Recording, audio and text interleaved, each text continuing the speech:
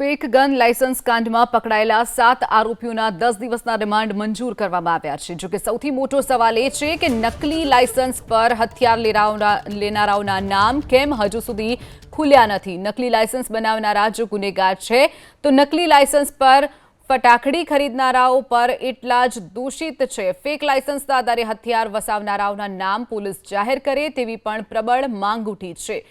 એટીએસે bogus licence કૌભાંડ ઝડપી લીધું તે કાબિલે દાદ છે, પરંતુ 7 સમંદર પારથી ગુનેગારોને ઉઠાવી લાવતી એટીએસ હજુ સુધી બોગસ લાયસન્સ પર હથિયાર વસાવનારના નામ પણ જાહેર કરી શકી નથી। તેને લઈ અને અનેક તર્ક વિતર્કો પ્રવર્તી રહ્યા છે। કેટલાક બની બેઠેલા સેલિબ્રિટી અને મોટા માથાઓએ પણ નકલી લાયસન્સથી હથિયારો મેળવ્યાની ચર્ચા છે। સવાલ એ થાય છે કે શું સેલિબ્રિટી અને મોટા માથાઓ હોવાથી નામ જાહેર નથી કરવામાં આવી રહ્યા? બોગસ હથિયાર લાયસન્સ કૌભાંડમાં બંદૂકિયાઓની ધરપકડ ક્યારે કરાશે તે પણ એક સવાલ છે।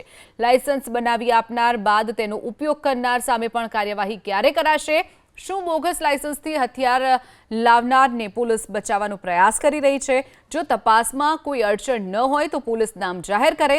પકડાયેલા આરોપીઓમાં મુકેશ બાંભા, માલે તુજાર અને સોશિયલ મીડિયામાં મોંઘી દાટ ગાડીઓ, ડાયરામાં રૂપિયા ઉડાવવાનો શોખીન હોય તે પ્રકારની રીલ્સો અપલોડ કરતો હોય છે।